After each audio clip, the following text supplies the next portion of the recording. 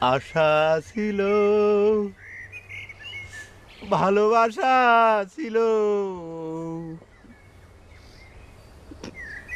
আজ আশা নাই, আজ তুমি নাই। আশা ছিল, ভালোবাসা ছিল,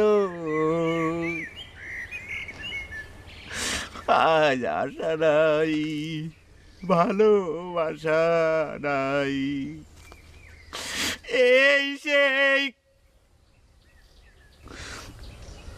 থামলে কে ডাক্তার? বেশ ভালোই তো ঠেকতেছিল।